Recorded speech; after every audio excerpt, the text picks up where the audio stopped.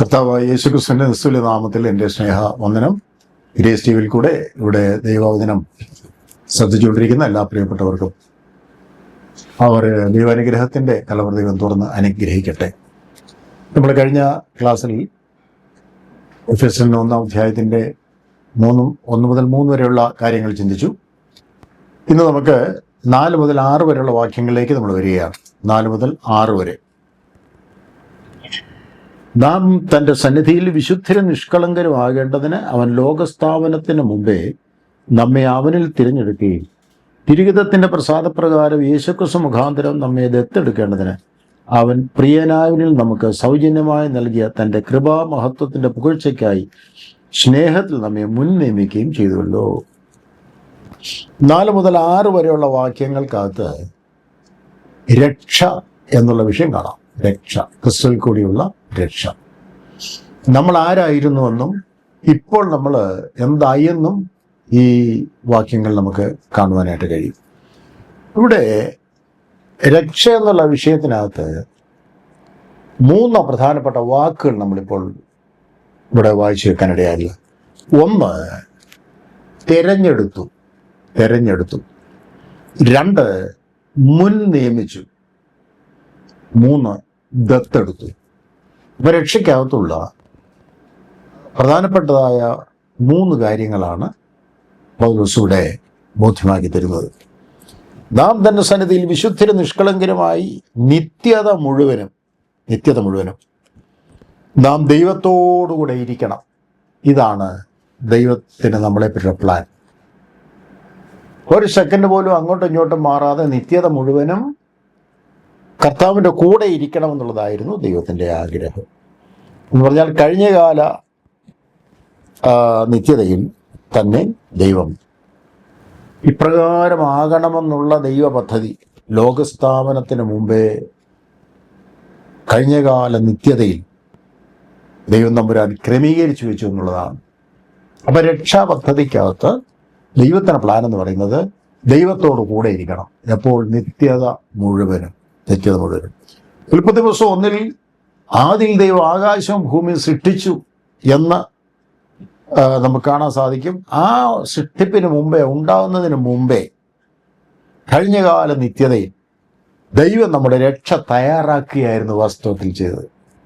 അഥവാ നമ്മെ ഓർത്തുകൊണ്ടിരിക്കുകയായിരുന്നു.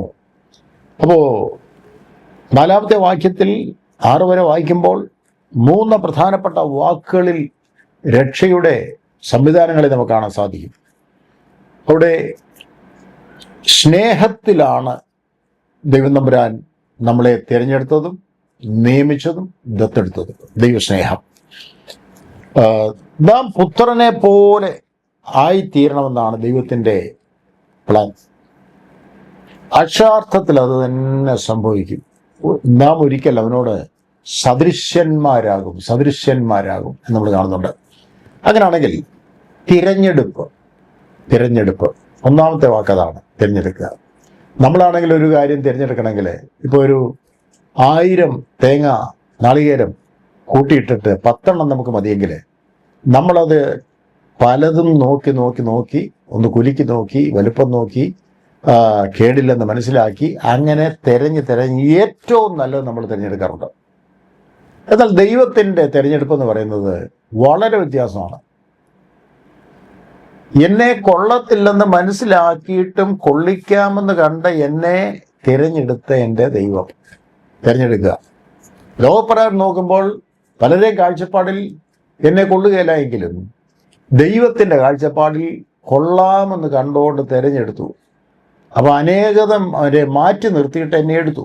തിരഞ്ഞെടുപ്പ് ലോകത്തിൽ ദൈവം ചെയ്യുമ്പോൾ ജ്ഞാനികളെ ലജ്ജിപ്പിക്കാൻ ദൈവം ലോകത്തിൽ ഭോഷത്വമായത് തിരഞ്ഞെടുത്തു. അപ്പോൾ ഭോഷത്വമായത് തിരഞ്ഞെടുത്തു കഴിഞ്ഞാൽ അതിൽ കൂടെ ദൈവപ്രവൃത്തി വെളിപ്പെടുത്താൻ കഴിയുമെന്ന് ദൈവത്തിനറിയാവുന്നത് കൊണ്ട് ദൈവം അത് ചെയ്തു. അപ്പോൾ ദൈവത്തിൻ്റെ തിരഞ്ഞെടുപ്പ് അങ്ങനെയാണ്. പാപികളും ദോഷികളുമായിരുന്ന നമ്മെ, ആർക്കും വേണ്ടാതിരുന്ന നമ്മെ നല്ലവനായ കർത്താവ് തിരഞ്ഞെടുത്തു. അപ്പം നമുക്കെല്ലാവർക്കും ഒരു ബോധ്യം ഉണ്ടായിരിക്കണം, എന്നെ ദൈവം തിരഞ്ഞെടുത്തത്. അപ്പോൾ തിരഞ്ഞെടുത്തെങ്കിൽ എന്നിൽ കൂടെ ദൈവത്തിൻ്റെ കാര്യങ്ങൾ ചെയ്യാൻ ആഗ്രഹിക്കുന്നു. അത് ചെയ്യാൻ ഞാൻ സമർപ്പിക്കപ്പെട്ടവനായിരിക്കണം, നിങ്ങൾ സമർപ്പിക്കപ്പെട്ടവരായിരിക്കണം. അങ്ങനെയാണെങ്കിൽ തീർച്ചയായിട്ടും ദൈവം നമ്മളെ കൊണ്ട് ഈ ദിവസങ്ങളിൽ ചില കാര്യങ്ങൾ ചെയ്യും. രണ്ട്, മുൻ നിയമിച്ചു എന്ന് കാണുന്നു. മുൻ നിയമിച്ചു. അപ്പോ മുൻ നിയമനം എന്ന് പറയുന്നത് മനുഷ്യനില്ലാത്ത ദൈവത്തിന് മാത്രമുള്ള ഒരു അറിവിൽപ്പെട്ടതാണ് മുൻ നിയമനം എന്ന് പറയുന്നത്. എൻ്റെ ഈ അമ്മയുടെ ഗർഭത്തിൽ ഉരുവാകുന്നതിന് മുൻപ് തന്നെ ഞാൻ എന്താകുമെന്ന് അറിഞ്ഞ ദൈവം എന്നെ അതിനായി നിയമിച്ചു. അതിനെന്തൊക്കെ വേണോ അതെല്ലാം ക്രമീകരിച്ചിട്ടാണ് ഈ നിയമനത്തിലേക്ക് കൊണ്ടുവന്നത്. ദൈവത്തിൻ്റെ മുൻ നിയമനം നമ്മൾ അറിയുന്നില്ല. നിയമനമെല്ലാം നടത്തി കഴിഞ്ഞാണ് നമ്മൾ വിവരം അറിയുന്നത്. മുൻ നിയമിച്ചു. അപ്പോൾ ദൈവത്തിൻ്റെ ആ മുൻ നിയമനത്തിനകത്ത് നമ്മളെ ഉൾപ്പെടുത്തി. മൂന്നാമത്തെ വാക്ക് ദത്തെടുത്തു എന്നുള്ളതാണ്. ദത്തെടുക്കുക എന്ന് പറഞ്ഞാൽ മക്കളാക്കി തീർക്കുക എന്നുള്ളതാണ്. സ്വന്തം മക്കളല്ലാത്തവരെ സ്വന്തം മക്കളായി സ്വീകരിക്കുക, അതാണ് ദത്തെടുക്കുക എന്ന് പറയുന്നത്. അർത്ഥം, എന്തൊക്കെ സ്വത്തുക്കൾ ഉണ്ടോ അതിൻ്റെയൊക്കെ അവകാശിയായി മാറത്തക്കവണ്ണം ഈ വ്യക്തിക്ക് ഉപയോഗിക്കുകയാണ് ദത്തെടുക്കുക. മക്കളല്ലാതിരിക്കുമ്പോൾ മക്കൾക്ക് എന്തെല്ലാം അവകാശമുണ്ടോ ആ അവകാശമെല്ലാം കൊടുത്തുകൊണ്ടാണ് ദത്തെടുക്കുക എന്ന് പറയുന്നത്. അപ്പോൾ ഈ മൂന്ന് വാക്ക് വളരെ പ്രാധാന്യമാണ്. തിരഞ്ഞെടുത്തു, മുൻ നിയമിച്ചു, ദത്തെടുത്തു. ഈ മൂന്ന് വാക്കുകളിൽ കൂടെ രക്ഷയുടെ ശരിയായൊരു രൂപം നമുക്ക് കാണുവാൻ കഴിയും.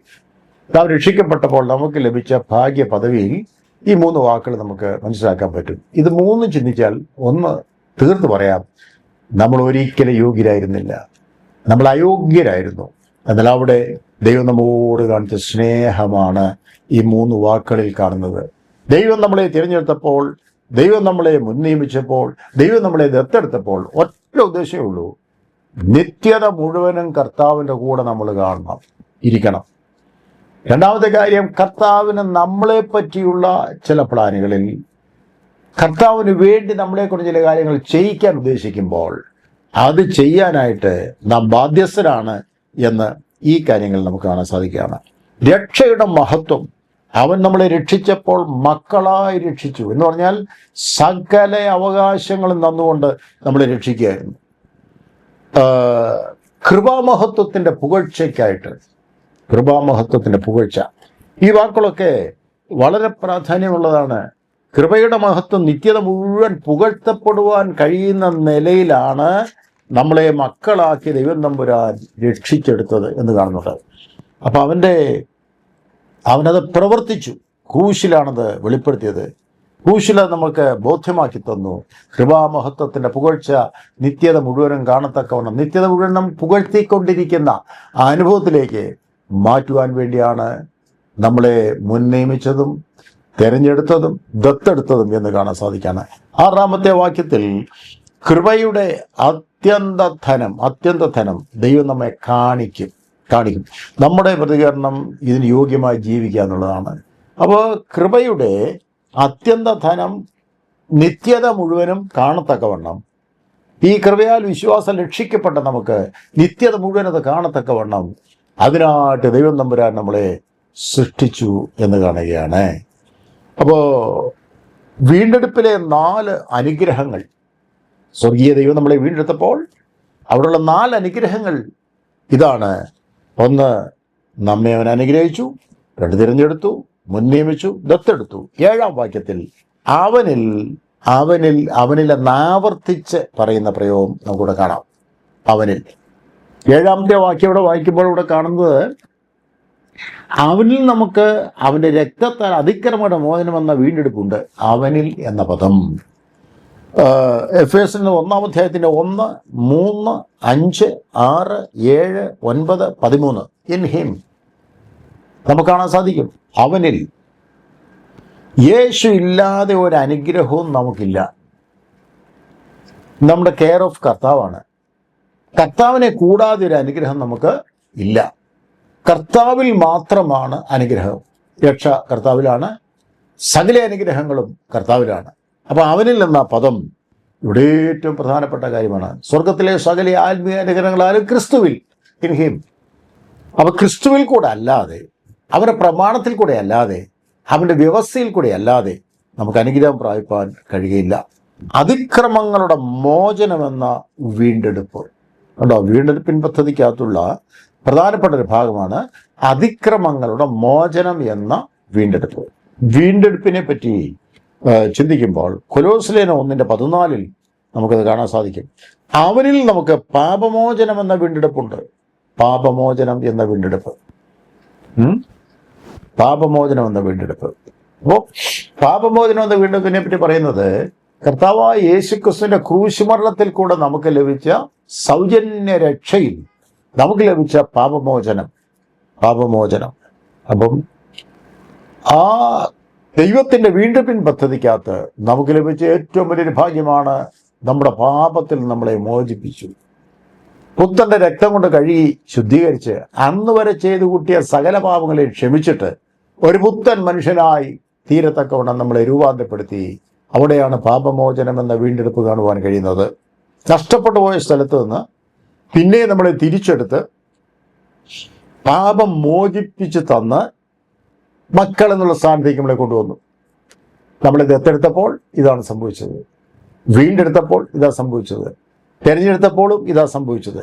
അവൻ നമുക്ക് പാപമോചനം എന്ന വീണ്ടെടുപ്പുണ്ട്. തീത്തോസ് 2:14 നമ്മൾ കാണുന്നുണ്ട്. അവൻ നമ്മെ സകല അധർമ്മത്തിൽ നിന്നും വീണ്ടെടുക്കും.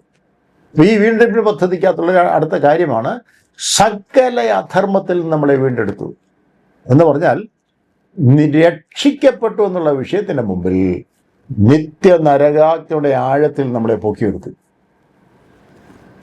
രക്ഷയുടെ വലിപ്പം ഒരു വ്യക്തി മനസ്സിലാക്കണമെങ്കിൽ നരകത്തിന്റെ ആഴം അളക്കണം. അപ്പൊ നരകത്തിന്റെ ആഴം എത്ര വലുതാണെന്ന് മനസ്സിലാക്കിയ വ്യക്തിക്ക് മാത്രമേ രക്ഷയുടെ വലിപ്പം പിടികിട്ടത്തുള്ളൂ.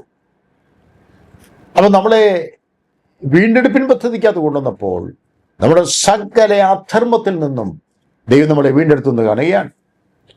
1 പത്രോസ് 1:18 ഈ വീണ്ടെടുപ്പിനെ പറ്റി പറയുകയാണ്, വ്യർത്ഥവും പിതൃപാരമ്പര്യമായ നടപ്പിൽ നിന്ന് നമ്മളെ അവൻ വീണ്ടെടുത്തു. അപ്പോൾ വീണ്ടും പദ്ധതിക്കകത്ത് നമ്മളെ കൊണ്ടുവന്നപ്പോൾ ഈ കാര്യങ്ങൾക്കെല്ലാം ഒരു പരിഹാരം വരുത്തുകയായിരുന്നു. പലതിൽ നിന്നും ദൈവം നമ്മളെ വീണ്ടെടുത്ത് യേശുവിന്റെ രക്തത്താൽ കഴുകി എന്ന് വായിക്കുകയാണ്. മത്തായിയുടെ സുവിശേഷം 26-ാം അധ്യായത്തിന്റെ 28-ാമത്തെ വാക്യം വായിക്കുമ്പോൾ, ഇത് അനേകർക്കു വേണ്ടി പാപമോചനത്തിനായി ചൊരിയുന്ന പുതിയ നിയമത്തിനുള്ള എൻ്റെ രക്തം എന്ന് കർത്താവ് ഉണ്ടോ. കർത്താവ് കാൽവറിയിൽ തൻ്റെ രക്തം ഊറ്റുമ്പോൾ, പാപമില്ലാത്തവൻ്റെ രക്തം ഊറ്റുമ്പോൾ, ഇത് അനേകർക്ക് വേണ്ടി പാപമോചനത്തിനായി ചൊരിയുന്ന പുതിയ നിയമത്തിനുള്ള എൻ്റെ രക്തമെന്ന് പറഞ്ഞിരിക്കുകയാണ്. അപ്പോൾ കർത്താവ് യേശുവിൻ്റെ ക്രൂശുമരണത്തോടുള്ള ബന്ധത്തിൽ ആ രക്തത്തിൽ കൂടെയാണ് ഈ വീണ്ടെടുപ്പ് സാധ്യമാക്കിയത്. എന്തിന്? നിത്യത മുഴുവനും ദൈവത്തോടു കൂടെ നമ്മളായിരിക്കാൻ. മർക്കോസ് സുവിശേഷം 10-ാം അധ്യായത്തിന് 45-ാമത്തെ വാക്യത്തിൽ, മനുഷ്യപുത്രൻ ശുശ്രൂഷ ചെയ്യിപ്പാനല്ല, ശുശ്രൂഷിപ്പാനും അനേകർക്ക് വേണ്ടി തൻ്റെ ജീവനെ മറുവിലയായി കൊടുപ്പാനും അത്രേ വന്നത്. അപ്പൊ കർത്താവ് വന്നതിൻ്റെ ഉദ്ദേശം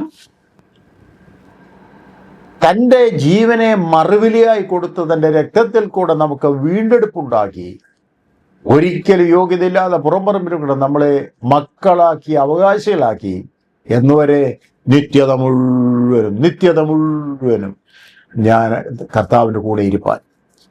കർത്താവ് ക്രൂശിക്കപ്പെട്ട് മരിക്കുന്നതിൻ്റെ അർത്ഥം ഇവിടെ കാണുകയാണ്. ഞാൻ മരിക്കാൻ പോകുന്നത് പാപമോചനത്തിന് വേണ്ടി എന്ന ആണ് സാരം. ഞാൻ മരിക്കാൻ പോകുന്നത് പാപമോചനത്തിന് വേണ്ടിയാണ്. ഇതാണ് പറഞ്ഞതിൻ്റെ സാരം. അതായത് ഒരു നിസ്തുല്യമായിട്ടുള്ള ഒരു പ്രസ്താവനയാണത്. ഞാൻ മരിക്കുന്നത് പാപമോചനത്തിന് വേണ്ടിയാണ്.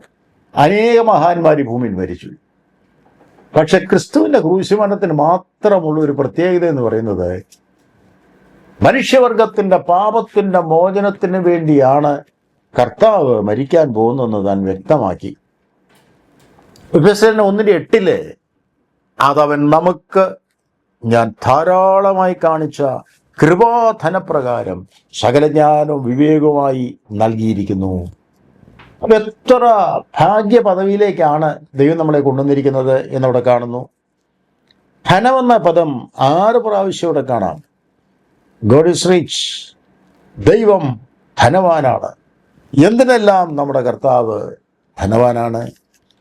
ഒന്ന്, സമ്പത്തിൽ മാത്രമല്ല, സൽഗുണങ്ങളിലും നമ്മുടെ കർത്താവ് സമ്പന്നനാണ്. സൽഗുണങ്ങളിൽ എഫേസ്യരുടെ 1:8 അവൻ മഹിമാധനത്തിൽ സമ്പന്നനാണ്. 2:4 കരുണയിൽ അവൻ സമ്പന്നനാണ്. 2:6 കൃപയിൽ സമ്പന്നനാണ്. എഫേസ്യരുടെ 3:8 അപ്രമേയ ധനം എന്ന വാക്കാണ് പറഞ്ഞിരിക്കുന്നത്. 3-ാം അധ്യായത്തിന്റെ 16-ാം വാക്യത്തിൽ മഹത്വത്തിൽ താൻ ധനവാനാണ്. അപ്പോ ഇവിടെ സമ്പത്തല്ല പറഞ്ഞിരിക്കുന്നത്, സൽഗുണങ്ങളാണ്. നമ്മുടെ കർത്താവ് സകലത്തിലും സൽഗുണപൂർണനാണ്. ഇനി വീണ്ടെടുപ്പിനെ പറ്റി നമ്മൾ നോക്കിയപ്പോൾ വീണ്ടെടുപ്പിന്റെ ജ്ഞാനത്തിന്റെ ഏറ്റവും വലിയ പ്രദർശനമാണ് കാൽവറി ക്രൂശിൽ പുത്രനെ തകർത്ത് കളഞ്ഞത്. താൻ ക്രൂശിക്കപ്പെട്ടു, മരിച്ച്, അടക്കപ്പെട്ടു, ഉയർത്തെഴുന്നേറ്റ് രക്ഷാപദ്ധതി സ്ഥാപിക്കുകയായിരുന്നു. ദൈവത്തിന്റെ ജ്ഞാനത്തിന്റെ ഏറ്റവും വലിയ പ്രദർശനം, അവനെ തകർത്ത് കളയുവാൻ പിതാവിന് ഇഷ്ടം തോന്നി കാൽവറിയിൽ പുത്രൻ തകർക്കപ്പെടുന്നു. ആ തകർച്ച വിശ്വസിക്കുന്ന ഏവർക്കും രക്ഷയായിട്ട് മാറി. ന്യായാധിപൻ തന്നെ ശിക്ഷ അനുഭവിച്ച് വിശ്വസിക്കുന്നവന്റെ രക്ഷ ദൈവം ചെയ്ത ഏറ്റവും വലിയ സംഗതിയാണത്. കണ്ടോ, കാൽവരി ക്രൂശിലെ നമുക്കായിട്ട് തകർക്കപ്പെട്ട കർത്താവിന്റെ ക്രൂശ് മരണം രക്ഷാപദ്ധതി ആയി മാറിയെങ്കിൽ ആ ക്രിസ്തുവിലുള്ള വിശ്വാസമാണ് നമ്മളെ ഈ പദവിയിലേക്ക് കൊണ്ടുവരുന്നത്. എന്തിന്? നിത്യത മുഴുവനും ദൈവത്തോടു കൂടെ വസിപ്പാൻ, കൂടെ ഇരുപ്പാൻ. ക്രിസ്തുമാർഗം ദൈവിക ചിന്ത, ദൈവിക ആശയം, മനുഷ്യ ചിന്തയല്ല, ദൈവത്തിൻ്റെ പദ്ധതിയാണ്, ദൈവത്തിൻ്റെ ആശയമാണ്. ദൈവജ്ഞാനത്തിൻ്റെ ഏറ്റവും വലിയ വെളിപ്പാടാണ് വീണ്ടെടുപ്പ് എന്ന് പറയുന്നത്. പ്ലാൻ ഓഫ് റിഡംഷൻ, ദൈവത്തിൻ്റെ പദ്ധതിക്കകത്തെ, വീണ്ടെടുപ്പിൻ പദ്ധതിക്കകത്തെ ഏറ്റവും വലിയ വെളിപ്പാട് അതാണ് യേശുവിൻ്റെ കാൽവറി മരണം. 1-ാം അധ്യായത്തിൻ്റെ 9-ാമത്തെ വാക്യത്തിൽ അവരിൽ താൻ മുൻനിർണയിച്ച തൻ്റെ പ്രസാദത്തിന് തക്കവണ്ണം തൻ്റെ ഹിതത്തിൻ്റെ മർമ്മം അവൻ നമ്മളോട് അറിയിച്ചു. ഇവിടുത്തെ ഒരു വാക്ക് ഹിതത്തിൻ്റെ മർമ്മം എന്നാണ്. ഹിതത്തിൻ്റെ മർമ്മം എന്താണ്? ഹിതത്തിൻ്റെ മർമ്മം ദൈവം വെളിപ്പെടുത്തിയാൽ മാത്രം മനസ്സിലാകുന്ന കാര്യത്തിൻ്റെ പേരാണ് ഹിതത്തിൻ്റെ മർമ്മം എന്ന് പറഞ്ഞാൽ വേറെ ആർക്കും പറഞ്ഞുതരാൻ പറ്റത്തില്ല, വേറെ ആർക്കും വെളിപ്പെടുത്താൻ ഒക്കത്തില്ല. ഹിതത്തിൻ്റെ മർമ്മം എന്ന് പറയുന്നത് ദൈവം വെളിപ്പെടുത്തിയാൽ മാത്രം വെളിപ്പെടുന്ന കാര്യത്തിനാണ് ഹിതത്തിൻ്റെ മർമ്മം എന്ന് പറയുന്നത്. വീണ്ടെടുപ്പ് എന്ന് പറയുന്നത് ദൈവത്തിൻ്റെ മനസ്സിൽ മാത്രം ഉരുത്തിരിഞ്ഞ ആശയമാണ്. വേറെ ഒരു മനുഷ്യൻ്റെയും ഹൃദയത്തിൽ വന്ന വിഷയമല്ല, ദൈവം ആരുടെ അഭിപ്രായം ചോദിച്ചതല്ല. അപ്പൊ ഹിതത്തിൻ്റെ മർമ്മം എന്ന വിഷയത്തിൽ ദൈവത്തിന് മാത്രം, ദൈവം വെളിപ്പെടുത്തിയാൽ മാത്രം എനിക്ക് മനസ്സിലാകുന്ന ആ മർമ്മം വീണ്ടെടുപ്പിൻ പദ്ധതിക്കകത്ത് നമുക്ക് കാണുവാൻ കഴിയുകയാണ്. യഹൂദനും ജാതിയും ഒരുമിച്ച് ചേർന്ന ദൈവസഭ എന്ന മർമ്മം, ആ മർമ്മമാണ് നമുക്ക് ഈ വാക്യത്തിൽ കാണുവാൻ കഴിയുന്നത്. അപ്പോൾ പ്രിയ ദൈവമക്കളെ, രക്ഷയ്ക്കകത്തെ ദൈവത്തിൻ്റെ പദ്ധതി വലുതാണ്. അതിനകത്ത് ഉള്ള 3 കാര്യങ്ങൾ നമ്മൾ ചിന്തിച്ചിരുന്നു. ദൈവം നമ്മളെ മുൻനിയമിച്ചു, ദൈവം നമ്മളെ തിരഞ്ഞെടുത്തു, ദൈവം നമ്മളെ ദത്തെടുത്തു, അറിയിക്കാത്ത പദവിയിൽ നമ്മളെ കൊണ്ടുവന്നാക്കി. എന്തിന്? നിത്യത മുഴുവനും ദൈവത്തോടു കൂടെ വസിപ്പാൻ. ദൈവം അനുഗ്രഹിക്കട്ടെ.